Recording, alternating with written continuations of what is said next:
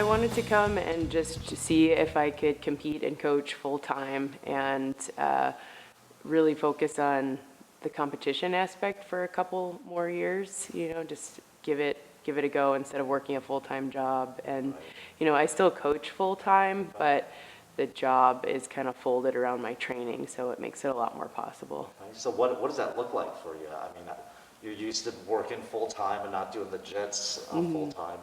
What did that look like? It's a lot of hours for sure.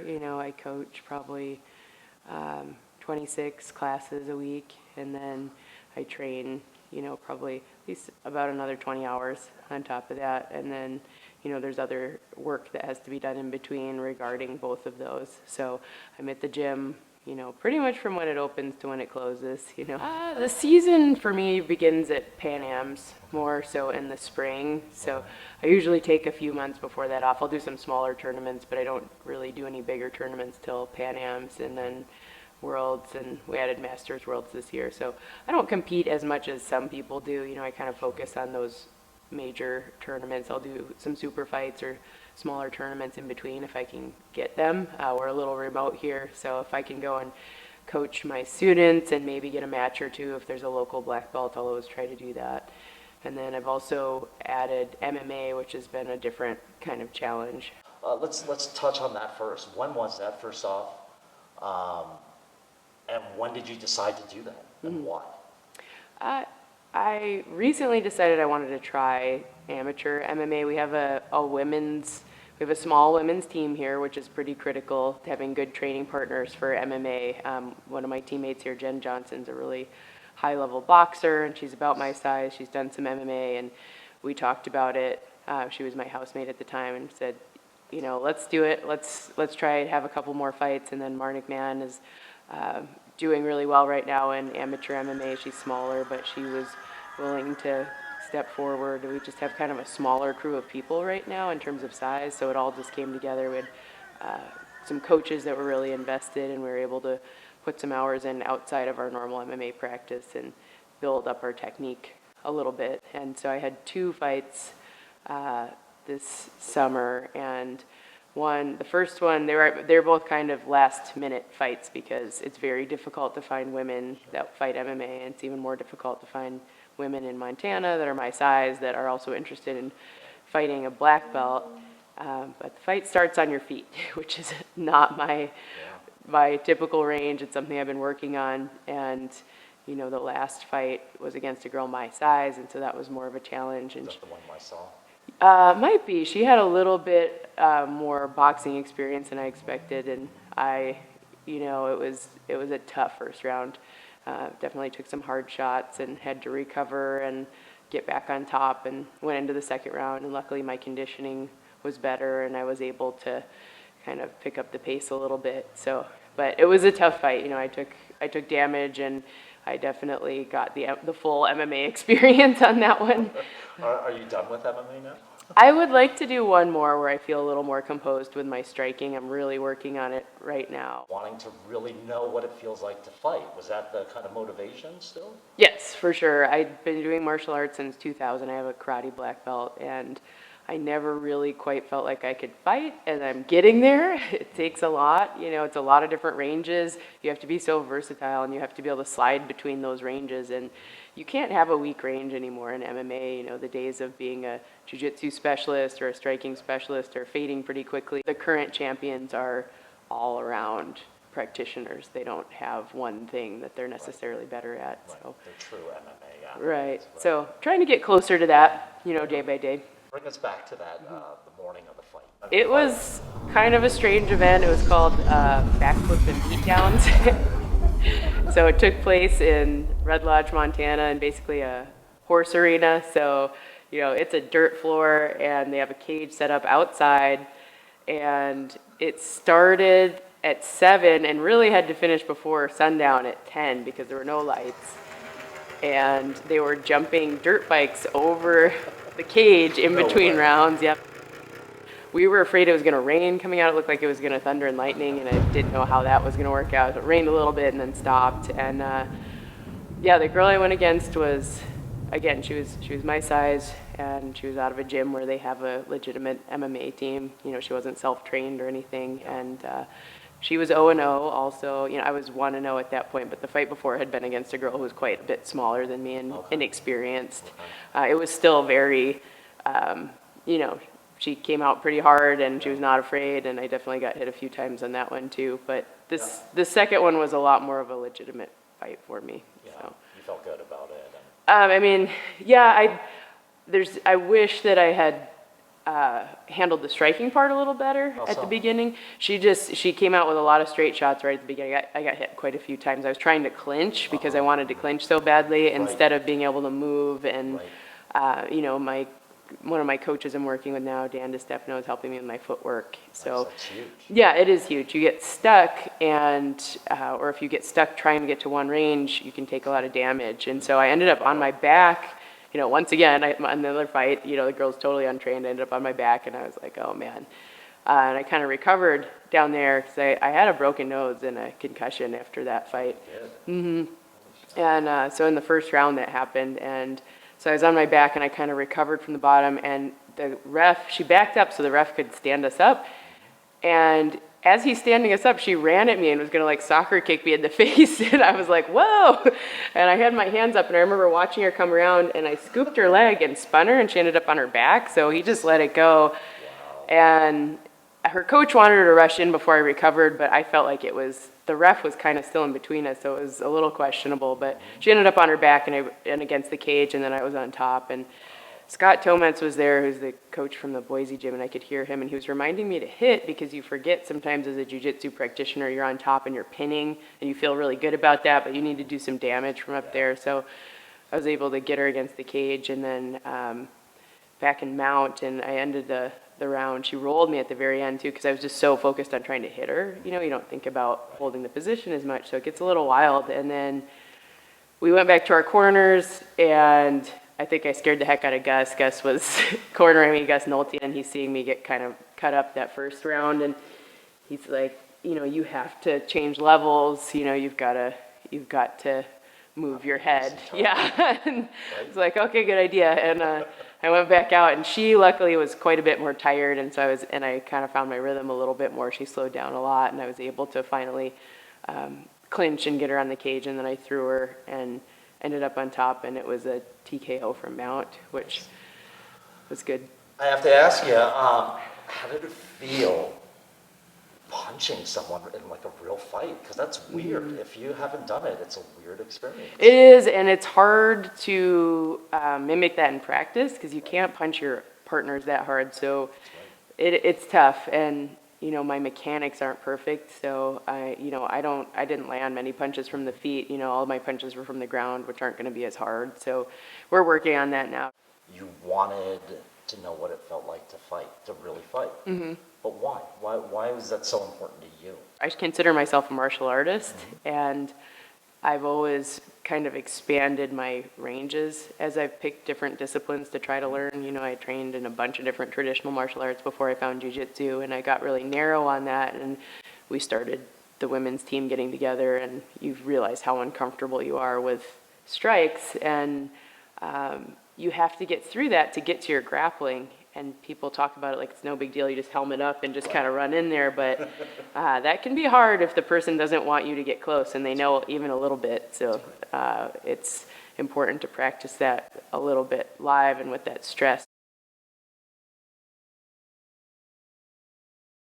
I was surprised at my reaction. I never got stressed out or had any kind of anxiety in jiu-jitsu, but for MMA definitely brought that out more, and your cardio is so taxed too, and then you're also additionally getting hit, and so it's just a different mental strain. So I was kind of scared of it, I guess, too. That was another reason that I wanted to put myself in that position. Every once in a while you have to do something that kind of scares you and pushes you as a person and as an athlete, and it definitely did. I mean, right before I think every MMA fighter is just like, what was I thinking? You know, right before you're about to go in, you're like, this person is going to try to take my head off, you know, and you never think you're going to really take that much damage. You're like, they're going to get hurt, you know, or I'm not going to get touched, and I kind of beat myself up. But we came back and we watched some UFCs, and I'm still sitting there, and my face is kind of healing, and I'm watching these pro fighters, and they're trading. you know, even though they're super technical and they're setting everything up and they're moving their heads and they're moving their feet and they are taking some hard shots. So it's like if you fight, if you box, you're going to get hit.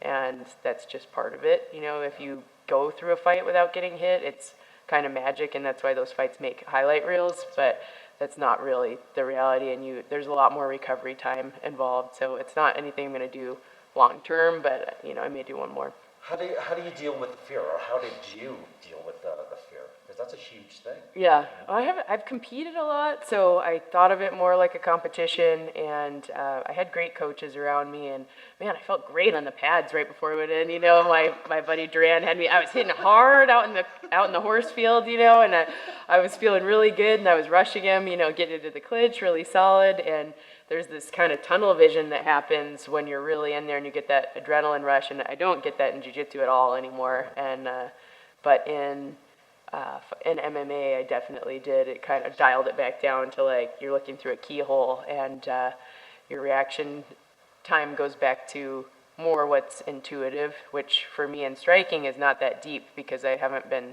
focusing on that for very long. I love that because I remember in your interview back in 2015, you said something about being on the edge. Mm-hmm. You know, and I think that's what you're kind of talking about. And when Hickson came, he talked about that too. He's like, I'm on the edge. You know, when you fight, you're on the edge. Yeah. And that's such a big part of it. And it's interesting that you said some of that went away for you with jits.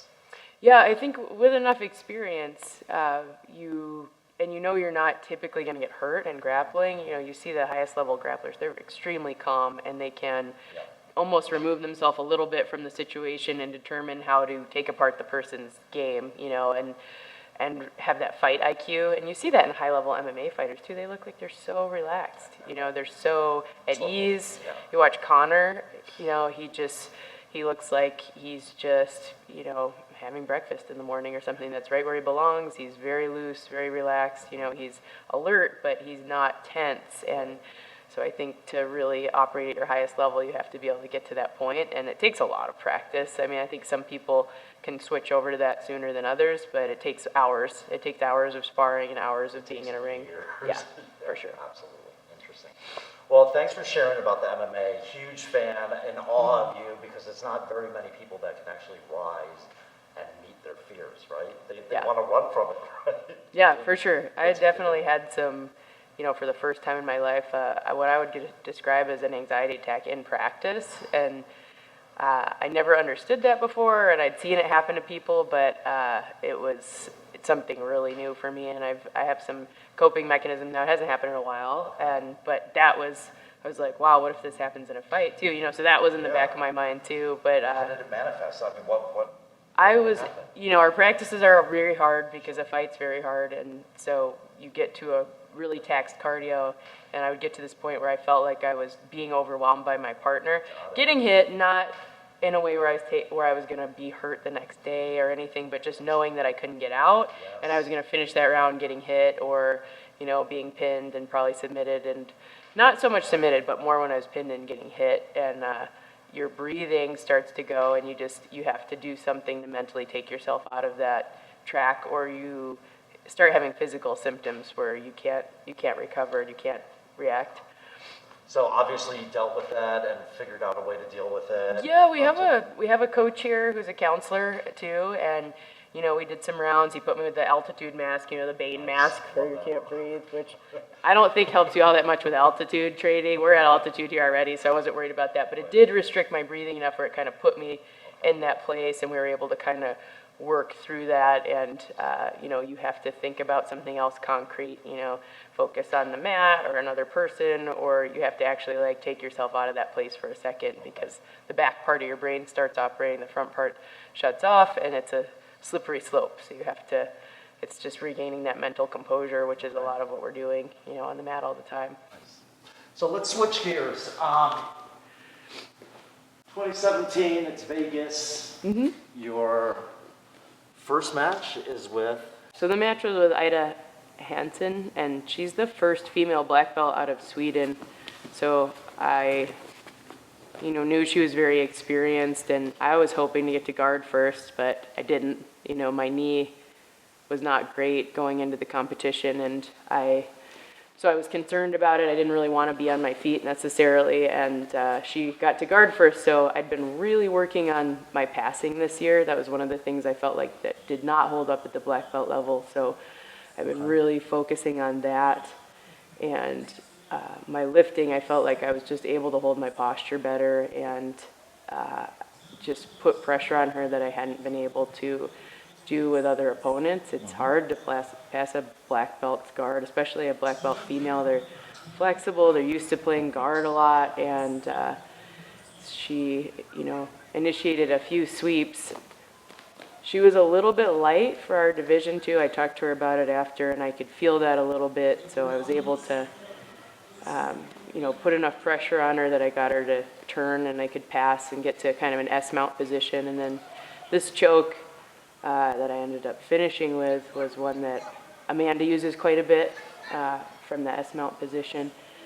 I don't even remember getting in half guard here, but I was just trying to stay as heavy as possible, just really keep her shoulders pinned. And these were positions that I've lost multiple times in other black belt matches, so this was actually a pretty big improvement for me in terms of technique and performance in a tournament. So I was happy with that, just the improvement piece. What's going through your mind right here? How are you feeling? I was just listening. I'm listening for Travis's voice, so he's on the side of the mat. Oh, as you can see him in the back. Yeah, you can see him in the back there, and he's been in my corner for all my major jiu-jitsu competitions. It's kind of weird not having him there for my MMA fights, but Gus has really stepped up as an MMA coach for us recently. So you can see Travis in the back, and so I'm listening for him, and he's, telling me to stay on top, which is good advice. Good advice. And I was able to capture that collar choke, and again, it's kind of a variation of a bow and arrow, or I guess more like a single wing choke that Amanda does as well.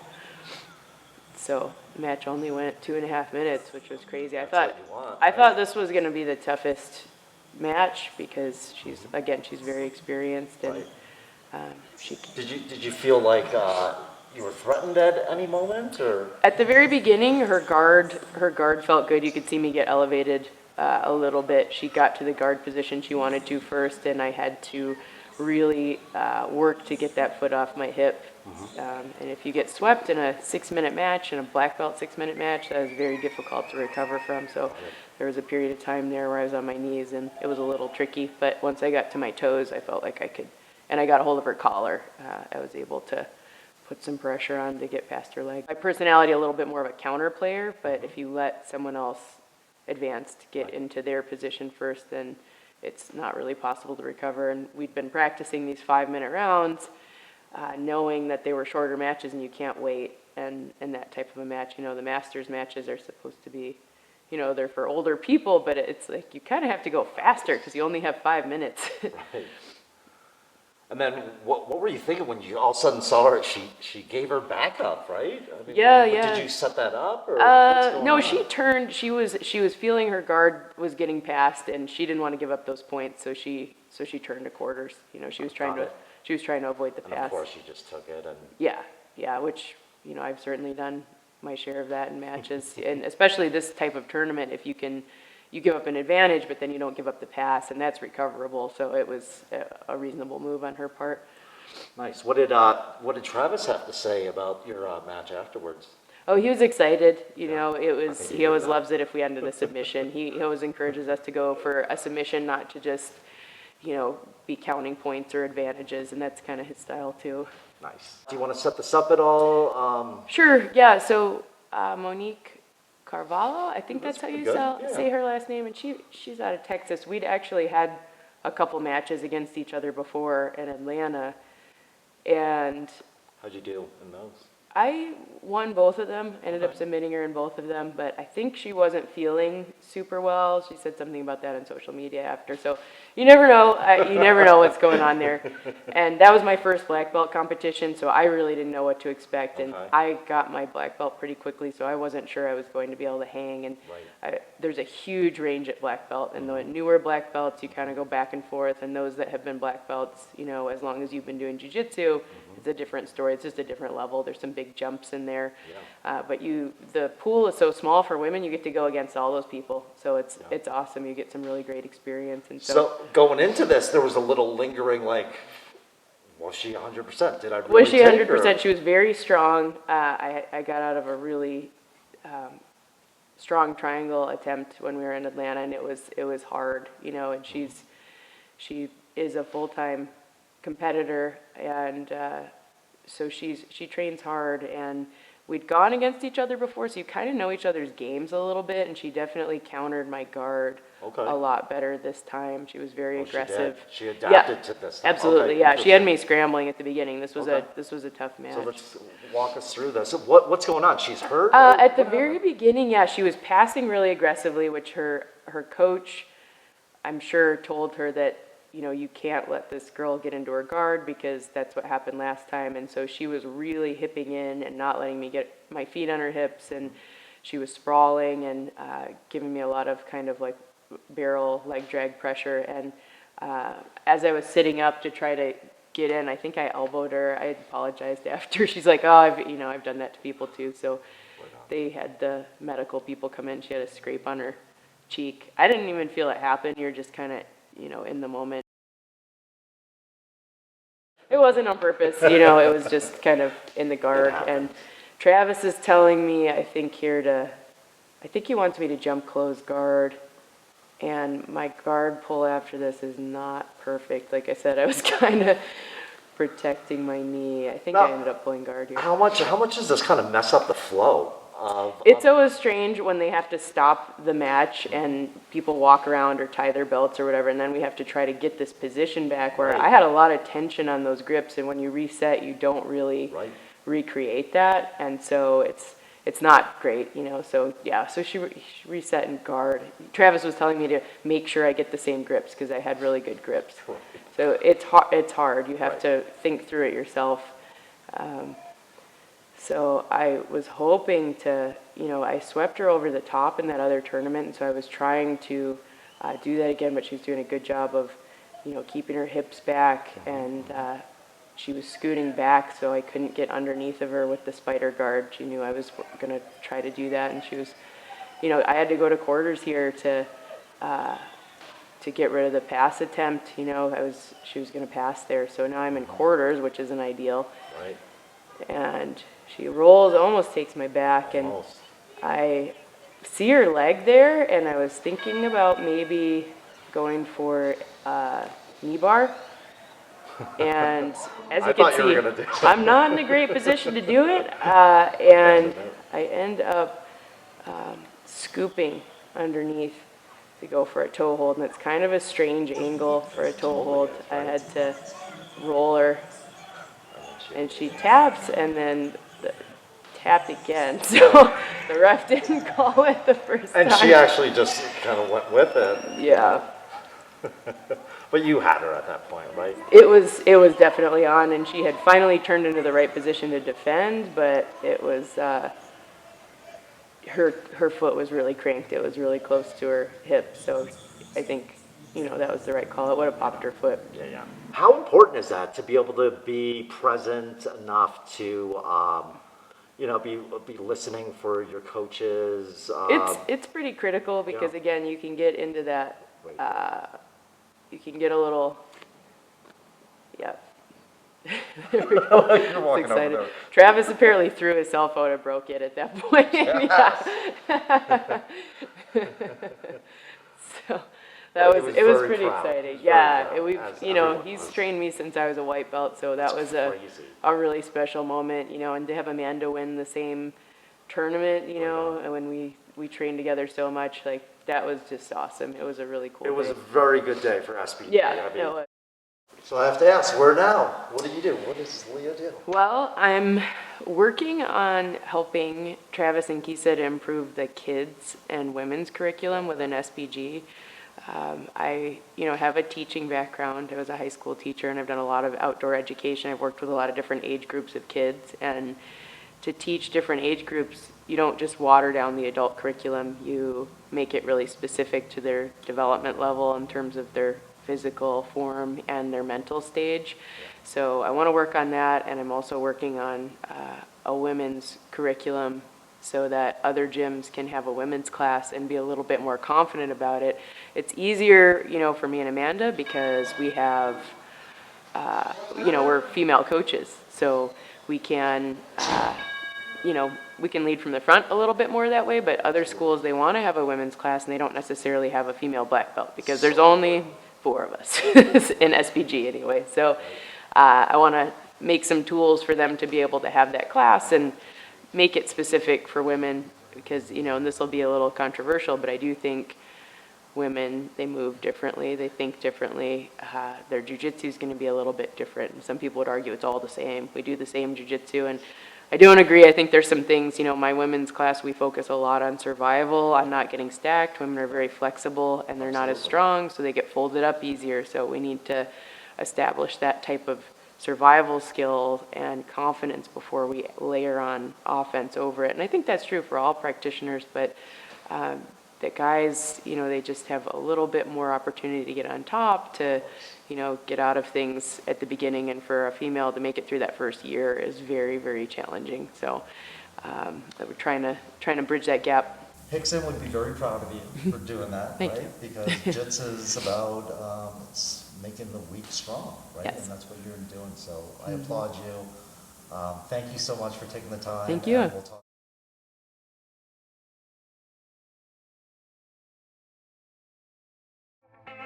This is SBG. You'll be okay.